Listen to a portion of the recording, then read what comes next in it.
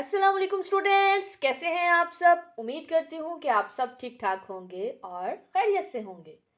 आज के लेक्चर में हम डिस्कस करेंगे एक टॉपिक बैंक रिकॉन्सिलेशन स्टेटमेंट को, और इसके साथ साथ हम कुछ और टर्म्स को भी यूज़ करेंगे जो कि बैंक रिकॉन्सिलेशन स्टेटमेंट के अंदर यूज़ होती हैं। तो वीडियो स्टार्ट करने से पहले आप सबसे रिक्वेस्ट है कि अगर आप मेरे चैनल पर नए हैं और आपने अभी तक मेरे चैनल को सब्सक्राइब नहीं किया तो प्लीज़ चैनल को सब्सक्राइब कर दें, वीडियो को लाइक कर दें और बेल आइकन को भी प्रेस कर दें। तो स्टार्ट करते हैं अपना आज का लेक्चर। बिस्मिल्लाहिर्रहमानिर्रहीम। बैंक रिकॉन्सिलेशन स्टेटमेंट ये अपने नाम से ही बयान करता है कि ये एक ऐसी स्टेटमेंट है जो कि बैंक प्रिपेयर करता है। एक बुक होती है कैश बुक और दूसरी एक बुक होती है फर्स्ट बुक कैश बुक और दूसरी बुक पासबुक। ठीक हो गया। कैश बुक स्टूडेंट्स बैंक अपने कस्टमर्स को इशू करता है और पासबुक बैंक अपने पास रखता है। हर महीने बैंक अपने कस्टमर की जो भी एक्टिविटी होती है ना बैंक के साथ, उसको चेक करता है।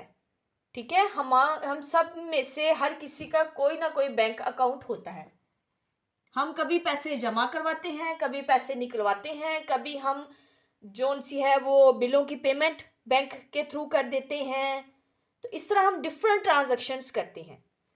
तो मैं हर महीने जो बैंक होता है वो अपने कस्टमर की एक्टिविटीज को नोट डाउन करता रहता है। ठीक है, कैश बुक में कस्टमर एंटर करता है तो पासबुक में बैंक उस चीज को एंटर करता है। ठीक है, और eight the end of a period bank फिर एक बैंक रिकॉन्सिलेशन स्टेटमेंट प्रिपेयर करता है जिसमें वो कैश बुक की एक्टिविटीज और पासबुक की एक्टिविटीज को नोटिस करता है कि इनमें कोई गलती तो नहीं, कोई कमी बेशी तो नहीं, कोई जो चीज़ भूल तो नहीं गए जो एंटर नहीं की गई, या कोई चीज़ जो एंटर करनी थी या वो गलत डेबिट कर दी गई है, जिसको क्रेडिट करना था उसको डेबिट कर दिया, जिसको डेबिट करना था उसको क्रेडिट कर दिया गया। तो इस तमाम एग्जामिनेशन को जो with the passage of time या at the end of a period bank दोनों बुक्स कैश बुक और पासबुक को बुक की एक्टिविटीज को नोट डाउन करके बनाता है, उसको बैंक रिकॉन्सिलेशन स्टेटमेंट कहते हैं। ठीक हो गया स्टूडेंट्स। अब मैं आपको इसकी डेफिनेशन प्रोवाइड करती हूँ क्योंकि वो पेपर पॉइंट ऑफ व्यू से हमें सब्जेक्टिव के साथ ऑब्जेक्टिव को भी कवर करना है। ठीक हो गया। तो what is bank reconciliation statement in the form of a definition.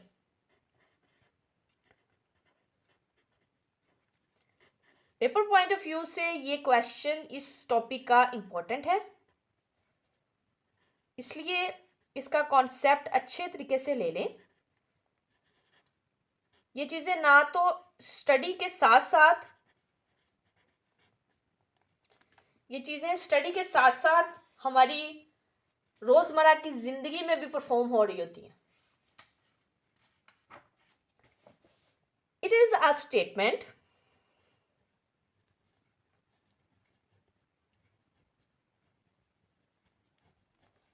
that contains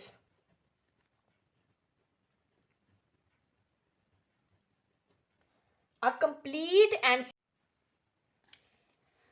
that contains a complete and satisfactory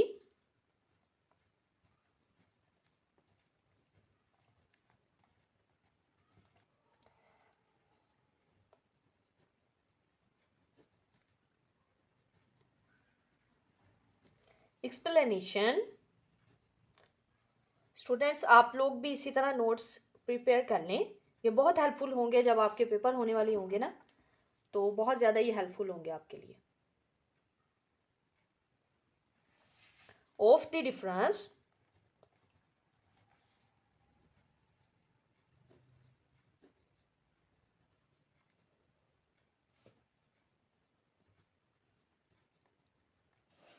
in balance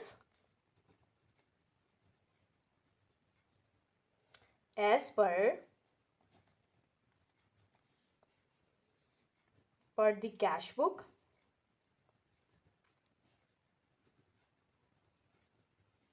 and bank statement.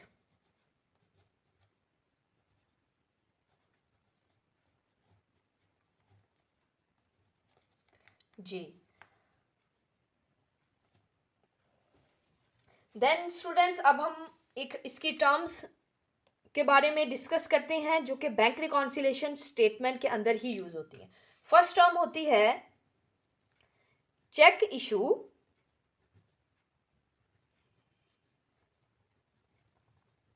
या आप ये टर्म्स जो सी हैं एक बार अंडरस्टैंड कर लें, देन हम इसके सब्जेक्टिव की तरफ मूव करेंगे।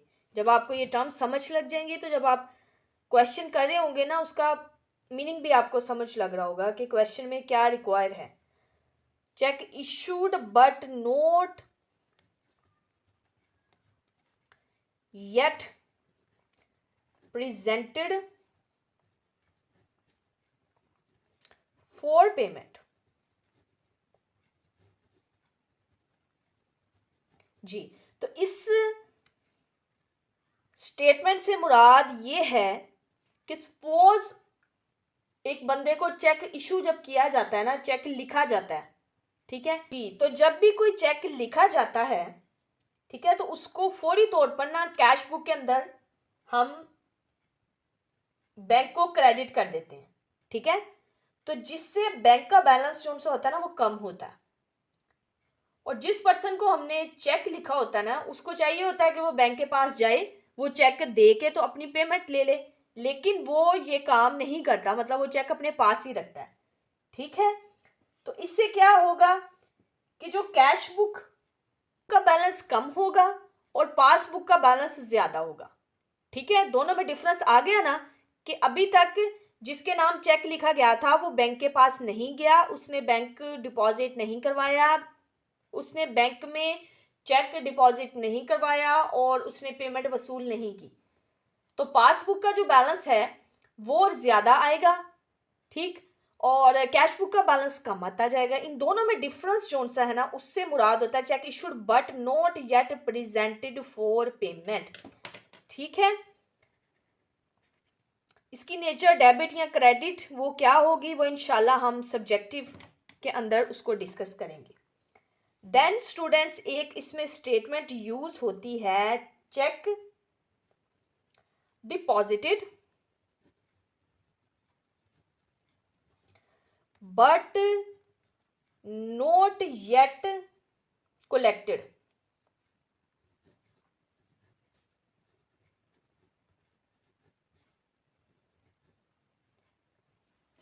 ठीक हो गया।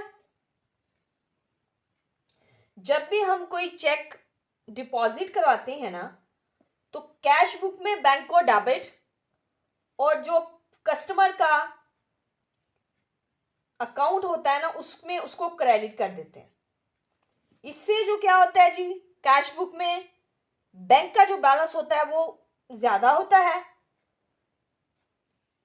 और पासबुक का बैलेंस जो होता है वो कम होता है। तो जब तक चेक की जो रकम है वो वसूल नहीं होगी ना, तो उस वक्त तक पासबुक का जो बैलेंस है ना वो कम होगा, ठीक है। यही चीज है कि जब तक जो कस्टमर है जिसके नाम चेक लिखा गया है या जिसके पास चेक है, उसको बैंक के पास वो नहीं लेके जाता, वो बैंक में चेक डिपॉजिट नहीं करवाता, ठीक है, और वो बैंक को चेक देगा तो पैसे वसूल कर लेगा, ठीक, लेकिन उसने ये काम नहीं किया, उसने चेक डिपॉजिट तो करवा दिया है लेकिन उसकी रकम उसने वसूल नहीं की, तो उस स्टेटमेंट को check deposited but not yet collected बोलते हैं। उसके बाद एक स्टेटमेंट यूज होती है डिपॉजिट इन ट्रांजिट। इसके नाम से ही वाजिया है कि चेक को डिपॉजिट करवाना था, कोई रीजन हो गई है, ठीक है, कोई हादसा हो गया है जिसकी वजह से वो चेक जो सा है वो बैंक तक नहीं पहुंच सका, उसकी पेमेंट बैंक ने अभी नहीं की, डिपॉजिट इन ट्रांजिट उसको बोलते हैं। देन स्टूडेंट्स एक स्टेटमेंट होती है डिसऑनर। डिसऑनर हो वो रीज़न होती है, डिसऑनर से मुराद वो कंडीशन होती है जिसमें जो चेक होता है ना वो डिसऑनर हो जाता है, मतलब उसकी अदायगी बैंक करने से इनकार कर देता है। उसकी डिफरेंट रीजंस हो सकती हैं, वो किस बहुत सारी रीजंस की वजह से बैंक इनकार कर देता है। वो चेक उसको फेक करार दे सकता है, वो उसकी पेमेंट करने से इनकार कर सकता है। उसकी डिफरेंट रीजंस होंगी, वो इंशाल्लाह हम क्वेश्चन के अंदर जैसे जैसे डिस्कस होंगी हम उसको साथ साथ ही डिस्कस करेंगे, ठीक है। अभी इधर सिर्फ यही है कि डिसऑनर चेक जब हो जाता है उसमें मेन रीज़न ये भी हो सकती है कि सपोज मैंने किसी को चेक लिखा था 50,000 रुपये का, मैंने किसी बंदे को चेक दे दिया है, ठीक है, और मैंने कहा है कि आप मेरे बैंक अल हबीब के अंदर मेरा अकाउंट है, आप उधर से जाके ये 50,000 ले लें। अब मेरे अकाउंट में 50,000 की अमाउंट थी ही नहीं, बैंक उसको क्या कहेगा, वो जिस बंदे को मैंने चेक दिया था उसको वापस कर देगा, उसको कहेगा कि ये जिस अकाउंट में से आपने पैसे लेने हैं उसमें तो 50,000 है ही नहीं, ठीक है। तो वो एक कंडीशन, वो भी डिसऑनर चेक हो सकता है। समटाइम जो चेक है मैंने साइन किए हैं और मैंने किसी पर्सन को दिए हैं, मेरे साइन जो सिग्नेचर हैं ऑथेंटिक सिग्नेचर हैं उसमें कोई डिफरेंस आ गया है, उस सूरत में भी बैंक जो सा है वो डिसऑनर कर देगा बिल को, चेक को। तो इसमें काफ़ी रीजंस आ जाती हैं डिसऑनर की। तो अभी फ़िलहाल इतना सा आपको कॉन्सेप्ट में दे दूँ। एक इसमें स्टेटमेंट यूज़ होगी students, cheque issue but dishonour.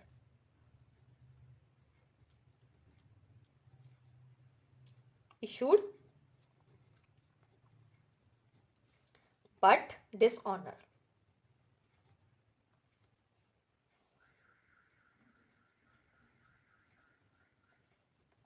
जी, इसका भी स्टूडेंट्स यही मीनिंग होता है कि चेक हमने इशू कर दिया है, किसी को दे दिया है हमने, लेकिन उसको डिसऑनर कर दिया गया है। इसमें भी वही रीजंस आ सकती हैं कि बैंक के पास जो मेरा अकाउंट है उसमें वो उतनी सफिशेंट अमाउंट नहीं है जितने का वो चेक मैंने लिखा हुआ है, उसमें डेट का मसला हो सकता है, उसमें मेरे सिग्नेचर्स की प्रॉब्लम हो सकती है, ठीक है। और उसमें चेक की जोन सी होती है वो टाइप हो सकती है, एक हम किसी सेल्फ के नेम पर चेक लिखते हैं, एक क्रॉस चेक होता है, डिफरेंट टाइप्स के चेक्स होते हैं ना। तो उसमें कोई कंडीशन की वजह से हमारा वो चेक जोन सा होता है ना वो डिसऑनर हो जाता है, ठीक है। बाकी स्टूडेंट्स इसके साथ साथ और भी टर्म्स हमारी स्टेटमेंट्स यूज़ होंगी, ठीक है। तो इंशाल्लाह हम जैसे जैसे सब्जेक्टिव में क्वेश्चन करेंगे हम साथ साथ उसको डिस्कस करेंगे। तो आज का लेक्चर हमारा यहीं पर ख़त्म होता है। उम्मीद करती हूँ कि बैंक रिकॉन्सिलेशन स्टेटमेंट के रिलेटेड जो ये हमने टर्म्स को डिस्कस किया है ये कॉन्सेप्ट आपको क्लियर हो गया होगा। अगर आप मज़ीद कोई चीज़ समझना चाहते हैं या मुझे कोई गाइडलाइन देना चाहते हैं या गाइड कर सकते हैं आप मुझे, तो प्लीज़ मुझे आप कमेंट करें, ठीक है। अपनी दुआओं में याद रखिएगा, मेरे चैनल को ज़रूर सब्सक्राइब कीजिएगा, ये आपकी तरफ से हौसला अफजाई होती है, यह आपकी तरफ से बहुत ज़्यादा एक मोटिवेशन हमारी इंक्रीज़ कर देता है जब आप वीडियो को लाइक करते हैं और चैनल को सब्सक्राइब करते हैं। अल्लाह पाक आप सबको कामयाब करें। अल्लाह हाफिज़।